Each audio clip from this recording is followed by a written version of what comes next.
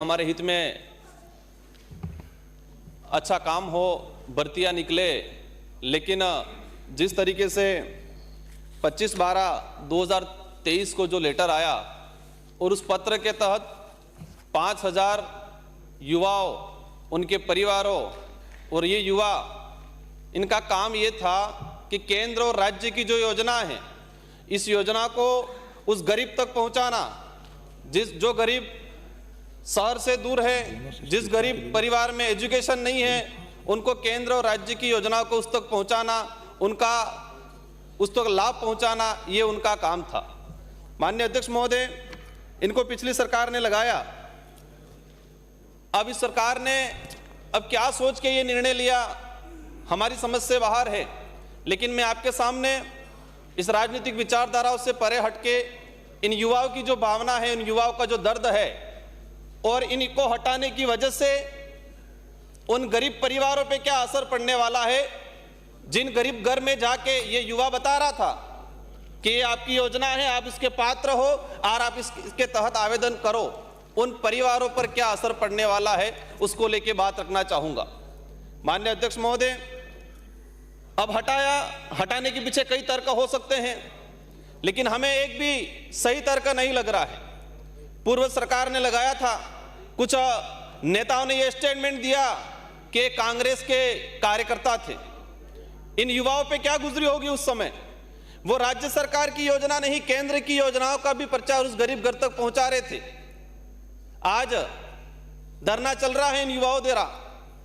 लेकिन मैं एक बात और बताना चाहूंगा कि पिछली वसुंधरा गवर्नमेंट की सरकार ने लास्ट में जाते वक्त पंचायत सहायक की भर्ती की, और उन पंचायत सहायक की जो भर्ती थी वो सरपंच और प्रिंसिपल मिलकर तय करते थे कि कौन बनेगा। इसमें कोई इंटरव्यू नहीं हुआ, कोई मेरिट नहीं बनी। लेकिन इसके बाद कांग्रेस की सरकार आई और उस सरकार ने उनको नियमित रखा और उसी सरकार ने पंचायत सहायक को एक सम्मानजनक पद दिया और सम्मानजनक सैलरी दी। हम इस सरकार से भी ये आशा चाह रहे हैं कि पिछली सरकार ने जो लगाया था वो किसी के कार्यकर्ता नहीं थे, इनका इंटरव्यू हुआ। माननीय अध्यक्ष महोदय, मैं सारे सदन को बताना चाहूंगा, मैं उस धरना स्थल पे गया और एक व्यक्ति ने, बच्चे ने बोला कि मैं आरएसएस द्वितीय वर्ष प्रशिक्षित हूं।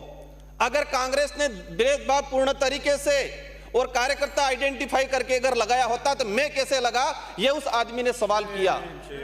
ये अध्यक्ष महोदय, मैं ये चाहूंगा, ये लोकतंत्र है, लोकतंत्र में धरना देना, आवाज उठाना सबका अधिकार है, यह अधिकार हमको संविधान देता है। लेकिन उन बच्चे आज धरना दे रहे हैं, उनके आसपास टॉयलेट है, वो टॉयलेट पे ताला लगा दिया जा रहा है, वहां रात को लाइटें बंद की जा रही है, छोटे छोटे बच्चे लेके महिला वहां बैठी हुई है। उस परिवार पे क्या गुजरती होगी, जिस परिवार ने यह सोचा था मेरा बच्चा कुछ नौकरी लग गया और उसको तत्काल हटा दिया गया।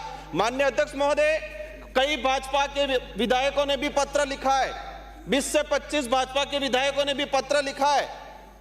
हम चाहेंगे माननीय सदस्य सहायकों, इन जो बैठ के बात करिए। माननीय अध्यक्ष महोदय, इनकी भावना को समझते हुए जो सरकार के मंत्री हैं, मुख्यमंत्री जी से अनुरोध करना चाहूंगा और आप इस पे सख्त कार्रवाई करते हुए सरकार को निर्देश करें कि इन राजीव गांधी युवा मित्र को एज इट इज वापस लगाया जाए और जो धरना दिया जा रहा है अभी तक परमिशन नहीं दी गई है, उनको परमिशन दे और इन युवाओं को राहत पहुंचाए, उस गरीब घर तक राहत पहुंचाए। छोटे छोटे बच्चे लेके सरकार मेडिकल की वहां सुविधा करवाए। ध्यान करना चाहते आ गया। माननीय अध्यक्ष महोदय, आपसे अंतिम यही निवेदन करना चाहूंगा कि इनको बहाल किया जाए। बैठिए।